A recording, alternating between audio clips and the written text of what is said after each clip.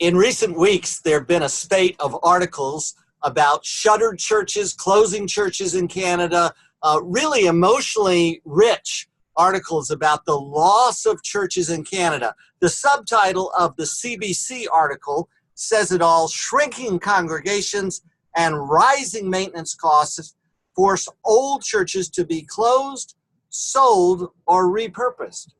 My name is Warren Bird, and I happen to be the co-author of the book Better Together about healthy church mergers.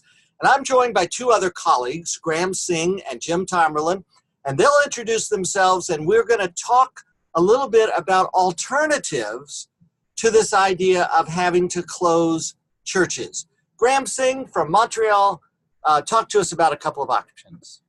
It's a great privilege to be with you, Warren. Thanks for getting us together.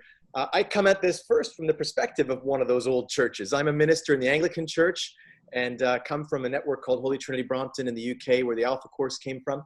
And we learned a lot about how to take our old denomination and see God breathe new life into it, including into its old buildings. So that's the background I come into this, back into this North American context I'm originally from Canada into. I also lead Church Planting Canada, which is the association of church planting denominations. We meet every 2 years for something like Exponential, and then every other year just as the catalyst. And I also lead a thing called the Trinity Centers Foundation, which is really focused on this issue. What do we do with all these old buildings? And our thesis is that actually we need to turn them back to the community.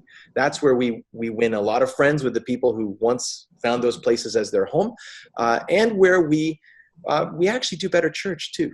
If you take writers like Alan Hirsch, who'd say, guys, be careful about how centered we are in these buildings. They can become an idol. We'd say from that argument, we need to be very careful about them. From Jim Tomberlin's point of view, who we're going to hear from in a moment, from a multi-site point of view, you just run the numbers on these buildings. You say, hold on a minute.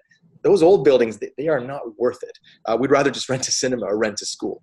But from an urbanist point of view, from an urban planner or a municipal politician or municipal leader, for instance, they would say, hold on, there's a big difference between a church that's rooted in a community, and we talk a lot about it in our missional theology, and a church that kind of rents a school every couple of hours. What they love is a church, a vibrant community that's not just one piece of community.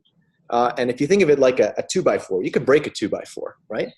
But resilient local community, little layers of community that form like a piece of plywood, like one of those really nice pieces of plywood. You cannot break that. We could say from the Bible, a cord of 3 strands is not easily broken, but a municipal leader or an urbanist would say that is resilient local community. It even goes so far as to say in the fight against extremism, the only thing that works against terrorism internally is resilient local community. When people become lonely and isolated, a lot of bad things happen.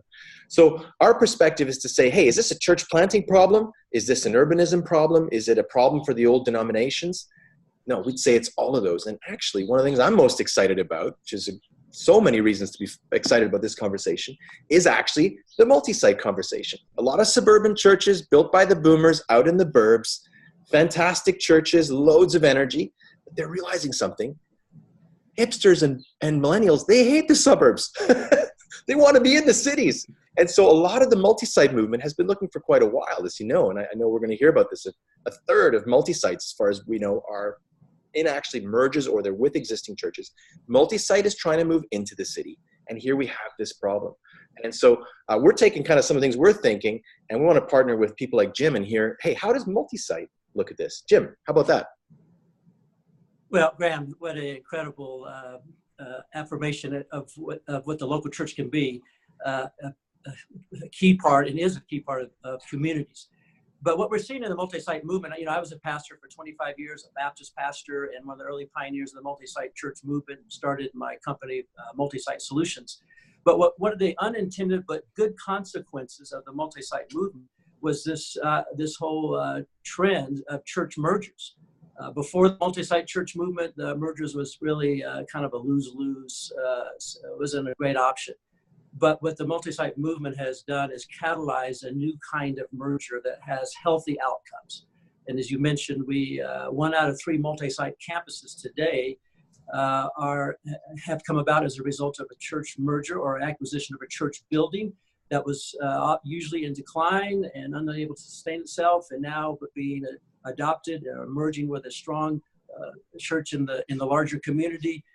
There's new life infused back into that location, and with not only new life, but new resourcing, and improvements, and so we're seeing a growing trend of more and more church mergers across the country. And we hear a lot in the States as well about the decline in churches and church foreclosure or closures, as you are hearing in Canada, and we've been hearing that for years as well. And it is all accurate. There is a lot of that happening. But what's often not told is that as churches are closing, there's just as many, if not more, new churches being started, and many of those new churches are meeting in portable facilities and temporary facilities, and are looking for permanent facilities. And so there's another solution for new churches, not just multi-site churches, but for new church starters, planters, who are looking for facilities, and who are vibrant, growing churches. And there are often churches in every community that are in decline with some wonderful facilities and desperate need of a vibrant ministry. And when those two church leaders can find each other, there's a great outcome. Always. So let me just highlight how to find out more.